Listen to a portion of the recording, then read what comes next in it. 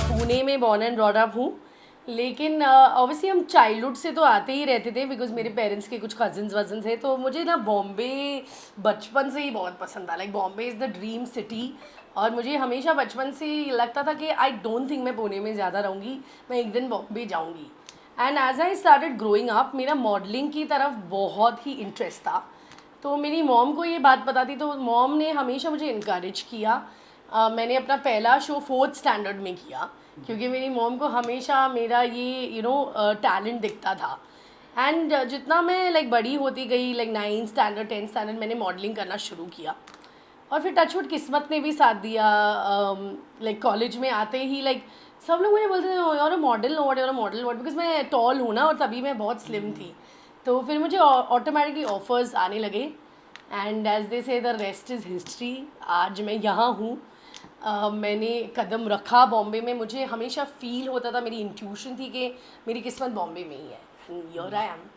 ओ मेरी मम्मी तो हमेशा सबसे पहले ऑडियंस में बैठ के मेरे लिए लाउडेस्ट चीयर करती है। लाउडेस्ट जो स्क्रीम्स आते हैं मेरी मॉम की ही है।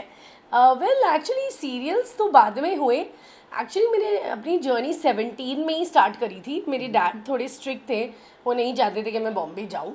तो लाइक तभी बहुत स्ट्रगल किया। लाइक वो बोलते थे नहीं तुम जा ही नहीं सकती हो। फिर भी उनको प्रूव करने के लिए ना एक एक ऑडिशन देने के लिए बॉम्बे आती थी, वॉल्वो में बैठ के 5-5 घंटा बस में वापस जाओ।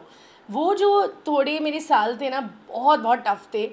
लाइक लोगों को देख के लगता है कि अरे इसने क्या स्ट्रगल किया। लाइक लोग सिर्फ बोल ही सकते हैं क्योंकि उनको लोग शांत भी रहते हैं बहुत। नहीं, और लोगों का काम है कहना, उनको किसी के बारे में कुछ मालूम होता नहीं।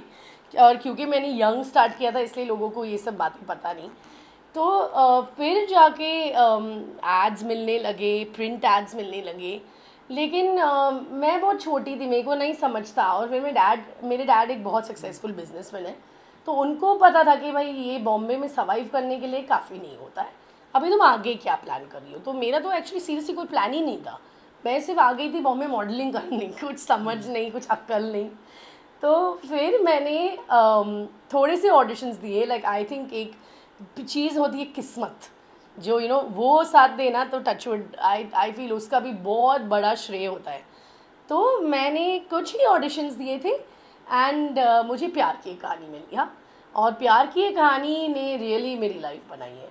उसके बाद there was no stop. I think दिल के करीब तो सारे ही होते हैं, बट या ऑब्वियसली पंची डोबरियाल प्यार की कहानी was my first ever break as an actor. और वो शो भी इतना हटके था। लाइक कभी किसी ने एक ऐसा ब्यूटीफुल वैम्पायर शो नहीं बनाया था। And obviously it was made by miss Ekta Kapoor. So मतलब उसमें सारे वो मिश्रण थे to make it a super hit. और जो कास्टिंग थी, एवरीथिंग वाज ब्रिलियंट। और जो मस्ती की है हमने उस शो पे, और इतना young production, young actors, young director. So I think उसमें मैंने बहुत मज़ा किया है। या एक्चुअली उसमें भी लाइक वो मैं टिपिकल पंजाबन सरदारनी लगती थी, मैगी भाभी। तो वो भी मज़ा था। एंड या उससे बेटर कास्ट मैं अपनी लाइफ में नहीं मिली हूँ। आज आई थिंक ऑलमोस्ट 6 या 7 साल हो गए, लेकिन अभी भी हम सब दोस्त हैं। लाइक बिकॉज कभी कभी हर सीरियल में आपकी बॉन्डिंग नहीं हो सकती है। लेकिन ये ऐसा सीरियल है जहाँ आज तक हम सब वेरी गुड फ्रेंड्स हैं। और अभी भी हमारा एक व्हाट्सएप ग्रुप है और अभी भी हम मिलते हैं। सो आई थिंक मैंने इससे ज़्यादा मैं हंसी नहीं हूँ लाइफ में जितना मैं बहू हमारी रजनीकांत में हंसी हूँ। कॉमेडी शो भी था ना, ओ इट्स अनबिलीवेबल। लेकिन आज तक मैं कहीं भी जाती हूँ लोग मुझे सिर्फ पंची ही बोलते हैं। मैंने ये बात एकता मैम को भी बोली थी। मैं ऐसे मुझे मेरा नाम ही बदल देना चाहिए। लोग मुझे पंची ही बोलते हैं, ऑनलाइन भी पंची बोलते हैं। या जहाँ भी मैंने कभी मैं दिल्ली गई या कभी कभी आउट ऑफ इंडिया भी गई हूँ एंड लोग मुझे पंची ही बोल रहे हैं। It's miraculous actually. मैं मूवीज़ को मैंने कभी सोचा ही नहीं। लाइक मैंने कभी उस तरफ ध्यान ही नहीं दिया, इसलिए मैं मूवीज़ में कभी गई नहीं। क्योंकि मेरी शुरुआत ही टीवी से हो गई और मेरी जर्नी चलती गई चलती गई। और जब टीवी मैंने मेरा लास्ट शो किया, फिर सडनली वेब आ गया, सडनली ओटीटी आ गया। सो और इन्फ्लुएंसिंग आ गया। आज टचवुड मेरा जो भी दूसरा पॉपुलैरिटी चल रहा है ना, वो बहुत मेरे इंस्टाग्राम की वजह से भी चल रहा है।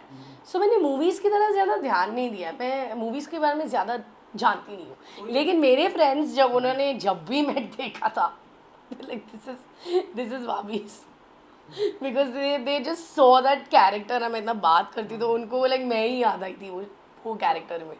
नहीं, वैसे तो बहुत सारे रिजेक्शंस हुए हैं लाइफ में, बट मैं एक्चुअली बहुत संतुष्ट इंसान हूँ. जी मैम. आई थिंक इसलिए लोग मुझे बोलते हैं तुम बहुत कम भी दिखती हो, बिकॉज मैं संतुष्ट भी हूँ. ऐसा कुछ नहीं है.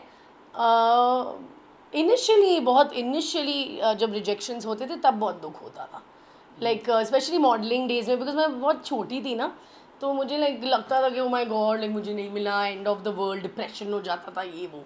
तो पहले पहले बहुत सारी चीज़ें थी.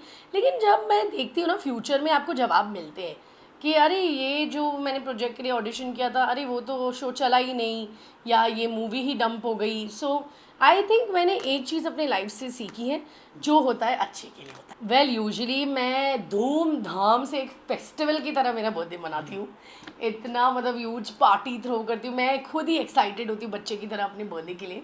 एंड यही घर में मैंने एक बार लाइक ऑलमोस्ट 70-80 लोग आए थे, और मेरे पेरेंट्स लाइक वो बेचारे केक तक भी नहीं पहुँचे, इतने लोग आते थे, टच वुड. एंड लेकिन इस बार मैं थोड़ा हटके कर रही हूँ, बिकॉज मेरी कुछ वर्क कमिटमेंट्स हैं, तो मैं लाइक पहले ही जाने वाली हूँ, and I am going to celebrate my birthday out of India. बचपन की आई थिंक मम्मी डैडी ने मेरे लिए सब कुछ किया है. लाइक उन्होंने लाइक अपने जो दायरे में वो कर सकते थे. मेरा अभी तक मैं फ़ोटोज़ देखती हूँ, ऑब्वियसली मैं बहुत छोटी थी मेरे पहले बर्थडे का, लेकिन मैं देख सकती हूँ कि मेरा पहला बर्थडे भी इतना धूमधाम से मनाया गया है, और पाइनएप्पल केक ही है जो मेरा फेवरेट है.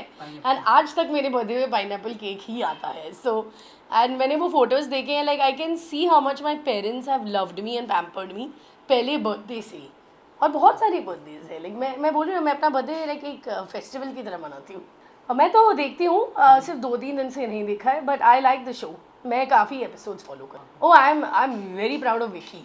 मैं विकी और अंकिता को बाहर से ही जानती हूँ, and I think he is killing it. Like और उसका जो ये बिजनेस बैकग्राउंड से आता है ना, मुझे लगता है वो बिल्कुल ही उसके स्किल्स काम में आ रहे हैं. एंड विकी को जो भी जानता है बाहर से भी, he is a very friendly इंसान. एंड आई थिंक वो घर में तो यही क्वालिटीज़ चाहिए ना, आपको फ्रेंडली रहना चाहिए, बैलेंस्ड रहना चाहिए, सबके साथ मिक्स करना चाहिए.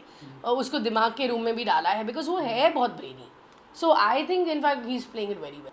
तो इसमें छवि की क्या बात है, लाइक वो उसके लाइफ का इतना बड़ा हिस्सा था. लाइक मैंने कुछ ट्रोल्स भी पढ़े थे, बट मुझे लगता है वो तो बहुत ही मीन बात है. लाइक मेरा भी एक पास था, लाइक वो मेरा पास था, 10 साल का पास था, उसका भी 8 साल का पास था. तो वो अगर बात कर रही है, वो इंसान आपके लिए सिर्फ एक स्टार था, लेकिन उसके लिए तो कोई खास था ना, जिसको उसने बहुत लाइफ में प्यार और सपोर्ट दिया है. So I think it's absolutely fine. वो बातों में आता रहता है, मेरे साथ भी होता है.